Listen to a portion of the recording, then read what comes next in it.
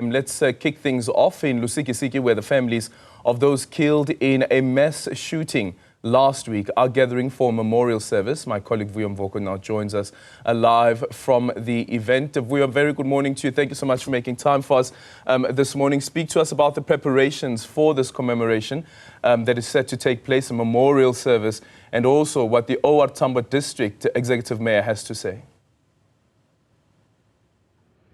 Well, Aldrin, the stage has been set. People started arriving literally a couple of hours ago or so. The families, some of the families have already arrived. Sipagema is going to talk our viewers through some of that. I saw members of the clergy congregating here outside and making their way into the venue, which is right in front of us from where I am sitting. And of course, behind me, it's just a tiny part of the village from where this ceremony is going to take place. And of course, joining me is the district mayor, executive mayor of OR Tambo, Melusi Ngqondwana. Mayor, a very good morning to you. Thanks very much for your time. As I was saying to Aldrin, behind us is a tiny, very small part of the village. You know, of course, you're the mayor of the district, but Ingquza is part of this district. And really, what I would like you to tell our viewers is how you, as leaders on the ground, who I would imagine know exactly what is going on within this community, how you see this problem of crime, shootings in particular. Yes, I must say that as the local leadership, we are very much concerned with the rising levels of criminality in the area, and more so the arrogance through which criminals appear to be parading the streets. We are very much anxious as the leadership, because we cannot lie and say, as things stand, the matter is resolved and people are feeling safe. It is a matter of fact that there's still a general sense of worry and feeling unsafe in the communities, but we are on engagements, moving engagements with the provincial and national government to ensure that there are clear interventions. It would seem, I mean, certainly the conversations, from conversations we've been having the whole week, that they don't have confidence in the police's ability to deal with crime in this area. Yes, you are very correct, and I do think that they are justified to feel that way. Hence, we in the past few weeks have invited the police minister to have a discussion with him around this general feeling, because it's not just a feeling, it's backed with statistics of crimes that are committed in the area, violent crimes too. So we did meet with the minister, had an engagement with him, raised our concern as various stakeholders too. And the minister did make some commitments. And since that engagement, we have seen some delivery of some of the things that the minister had committed to do. But the point that I'm making is that the feeling of unsafety and lack of confidence is a justified one up until we've made a final breakthrough on this sketch. Well, interesting you say that, because for someone who's been aware and who, as you are saying, has been engaged on the matters, a promise was made on Tuesday that there would be a public meeting where residents, get to have their say as well to the minister. But what happened was the Premier spoke, the Minister spoke, and it was closed. And then the public engagement session was postponed indefinitely, which I thought was a missed opportunity. Especially, as you say, from someone who's been engaged, who's being seized with the problems of the area. Yes, one could say so, because every minute that comes, and when there's an opportunity for people to say something, it's a minute that should be usurped. But we still view this in the context of saying the fight against crime will not be a matter that will be resolved as an event, meaning which, as a reaction to this incident, yes, we'll be responding to it, but there has to be a rolling and ongoing engagement, systematical, with all structures that are involved, that being the church, the institution of traditional leadership. So there has to be a clear and scientific mapping of who our friends are and who our foes are in the space of criminality. So yes, we would say the day was misty, but it's not like it was all lost, because there is a clear plan of further engagement moving forward, because we must fight with it, and it's not going to be an event. One hopes there is, indeed, because listening to people in the village, they live in terror. I mean, criminals are running amok, and there seems to be no end inside. And from what I got over the week, it is that yes, we would have a sense of comfort if there was evidence that police were making some inroads. And that is backed by the very fact that the multidisciplinary team of experts or people with expertise, across the board, both drawn from both the province and nationally. One among the things they are going to do is, dust off some files, and work on them again to see if some of those cases can be quickly prosecuted, which, in my view, is an indictment on the part of the police locally, but also on you as political leaders on the ground. Are you raising these issues as forcefully and as loudly, with the provincial and the national leadership to make sure that they do something? If it's capacity issues, those should be dealt with. If it is corruption issues, those should be dealt with, and so on and so forth. So are you really, can you say without any fear of contradiction that you are indeed raising these issues as forcefully and as loudly as you ought to do? Yes, firstly, once you have got a problem like this, you have people die, you have got a situation where members of the community feel uncomfortable, there's no way that leadership is going to escape responsibility and liability. We have to be clear and explicit about that. But the fact is, as local leaders in the local government, we are very loudly raising the issues. As I'm saying, in the past few weeks, we had made a call to the Minister of Police to come visit this place, because we were of the view that local police stations by themselves are not in a position to deal with prevalent kinds of criminalities that are happening within the OR Tambo District. You talk about the killings, you talk about extortion, you talk about many types of crimes that are violent towards the people. Now, we invited the minister. He came, we had an engagement with him, and when he left, there was clear commitment for deployment of more police personnel, for the deployment of more resources into the area, which we saw immediately a few days afterwards, and we saw an increased visibility of police within the area. But adding to that, we have engagements that we're doing with private stakeholders, including business organizations, churches, to deal specifically with the crimes. As I was saying earlier on, that it is a matter that should involve communities as well. We have a forum that we established a couple of months ago. Part of what that forum is seized with is the process of the installation of cameras in all crime-prone areas. And that process is ongoing. Many members of business have come. A tricky one, though, in rural settings, but anyway. Yes, definitely. But hence I was using the language that says, in prone areas where we believe it will be of great use.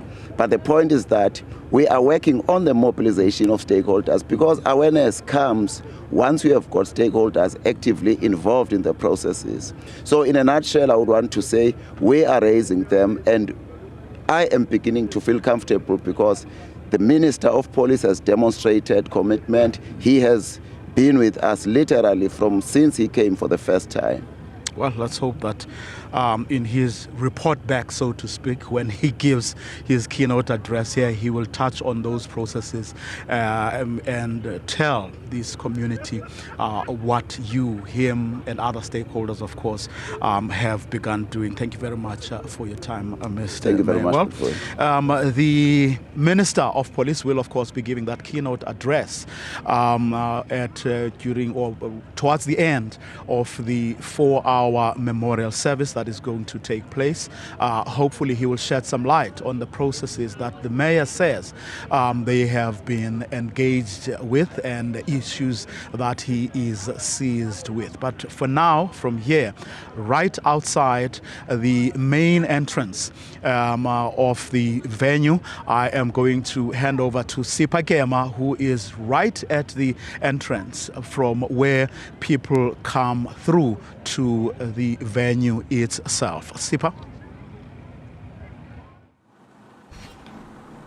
Well, we've seen a number of cars arriving in vehicles, and some of that belonging to family members, who 36 out of those family members will be then ushered into the hall where it's a designated waiting area for them, while some of them will be taken to the tent. But also, we made our way through from Kwabala village with the Matu family, with the convoy arriving here, and some of those members taken to the community hall. And then we also now expecting the Ngqondwana family making their way from Lambasi. Majority of those people will be coming from Lambasi. But of course, we know that 12 out of the 18 people who were tragically gunned down are from Lambasi, and 11 of them are from the Ngqondwana family. We will be seeing them making their way through now. As you can see now on the screen, we have my colleague in Nzikinoyi as well as Max coming through with that convoy coming from Lambasi into Lusikisiki. They're just about 10 minutes or so away from the main venue for them to arrive. We also know that the Minister of Police is expected to arrive just after 9 o'clock, as they also make their way in to the venue as well.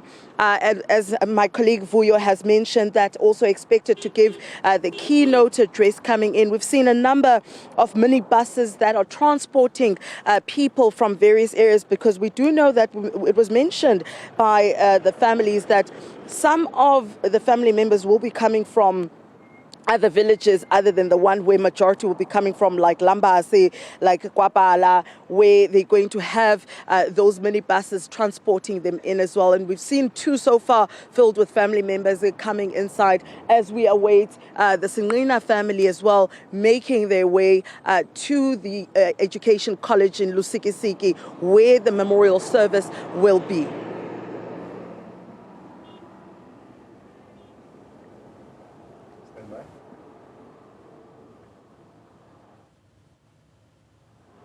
Well, Sipakema there, ahead of the memorial service that will be taking place, is supposed to start in the next few minutes, about just less than 40 minutes before we have that service that will be starting there at Lusikisiki.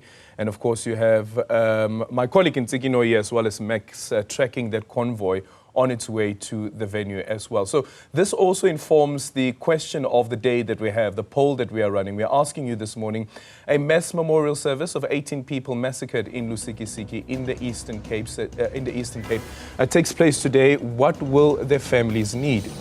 Excuse me, these are the options that we have for you.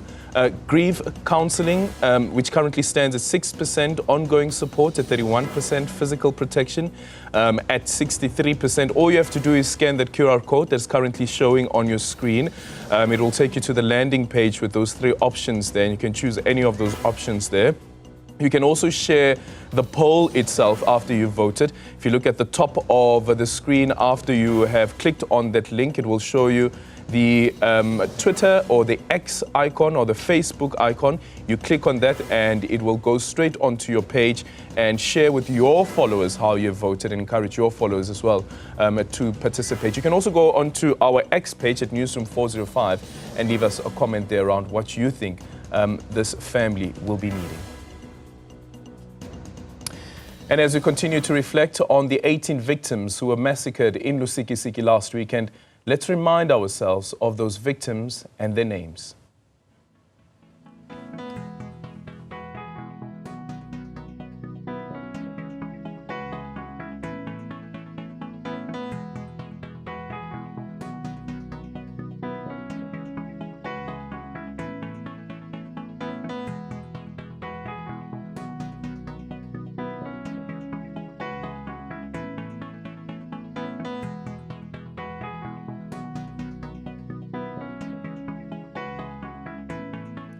So there are the names of those victims. They're starting off with Tobile Singlina, 37 years old, Nonkanyiso Dukuza at 19 years old, Ruth King, 21 years, Mandisa Tlokweni at 59 years old, Samantha Singlina, 26 rather, Lungiswa Gaulekana, 51 years old, Tandega Mtlavulela at 46 years old, Mary Singlina, 63 years old, Nombuliso Dukuza, 32 years old. There we also have the name there of Matembisile Singlina, 64 years old, Nobulungu Franz, 59 years old, Tembi Vimba, 41 years old, Nomazwi Ndleleni, 59 years old, and then also have Smomoza Singlina, who's 14 years old, one of the youngest victims of this massacre, Nancy Singlina, 59 years old, Dimpo Singlina, 30 years old, Tali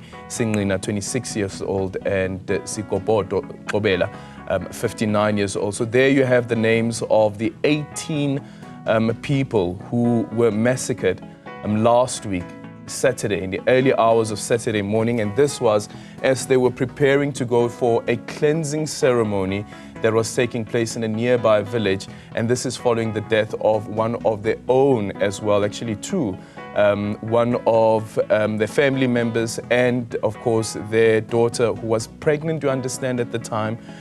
That murder case has still not been resolved, and now you have a case of 18 murders that have now taken place. Will the police be able to find the perpetrators behind this? Earlier this week, we were told that the police managed to track down an interested individual whom they questioned, but the person was later then released. The police minister said that we have the names as well as the surnames of the perpetrators. Now we await the arrest of those perpetrators. So there you have some of those visuals there of the convoys making their way to the venue where the memorial service will be taking place, and of course that keynote address that will be handed down a bit later on by the police commissioner. Sipa, tell us about some of the family members that are currently making their way into the venue. Well, Aldrin, we can see the three taxis, four taxis that are carrying the Singlina family and the families that are coming from Lambasi, where the Singlina family is from. As you can see, police presence, they were escorted by police, as we've heard that the family has been fearing for their lives. Hence, they requested an escort by the police to bring them from Lambasi to Lusikisiki. And we saw them coming in with that police escort. We see this road closure as they're waiting for the rest of the motorcade to arrive. Now, the convoy, of course, has 4 taxis, minibuses, as I mentioned, but also private vehicles that some of the family members opted for after their transportation was delayed. They opted to use alternative transport, which was their own private taxi transport. Now, the last minibus has just gone in, Aldrin. They're going to, there it comes in, and now they're going to open up the road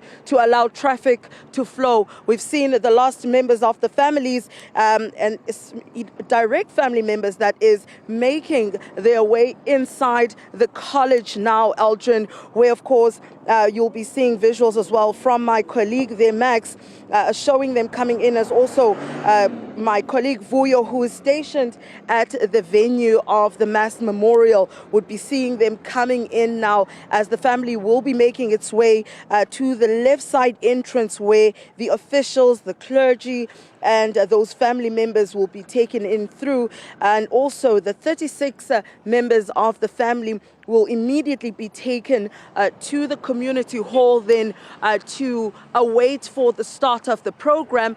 But as expected, there's so many members of these families, various families that have come to pay their last respects to their loved ones or celebrate their lives as well.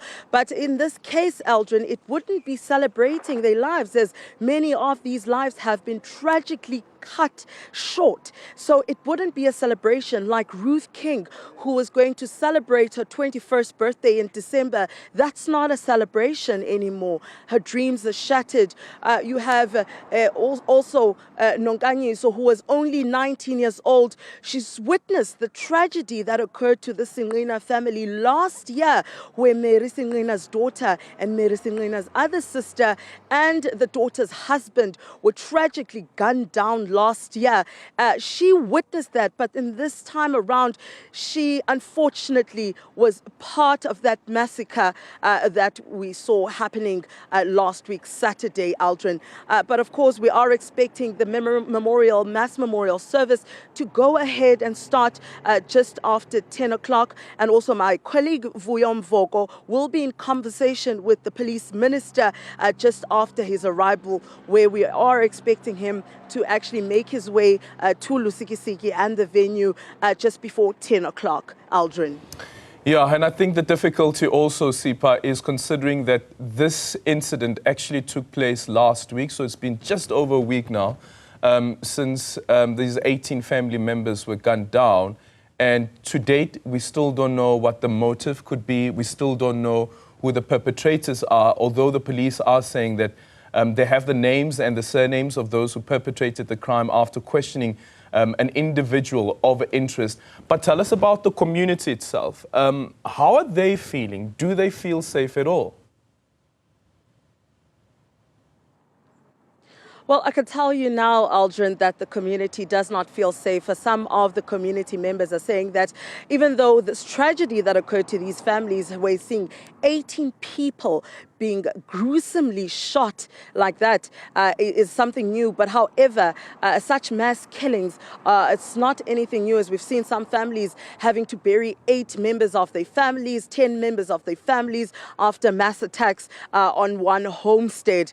But also telling us that when it comes to issue of gun violence and murder, it's irregular here in Lusikisiki, especially gender-based violence as well. So that's what they're telling us. And they're saying that, you know, they don't feel safe because they have seen that cases like this have never been resolved. Arrests have never been made within their communities. While yes, the police have been vocal of the arrests that they've made on similar attacks within the Eastern Cape, looking at 38 nationally. But they're saying that in their community, they haven't heard of that. But also another issue here, Aldrin, one of the community members was sharing with me some information where he says that several of the cases were withdrawn, seeing on the 30th of September, when this tragedy occurred, 7 cases were withdrawn from the Lusikisiki Magistrate Court due to detectives not taking those firearms, the illegal firearms, for ballistic testing. That matter was withdrawn and thrown out of court. But then also, in August as well, on the 29th of August, 6 cases were withdrawn from the Lusikisiki Magistrates Court with the same issue of detectives not following the processes of taking those illegal firearms for ballistic tests. That matter was also withdrawn.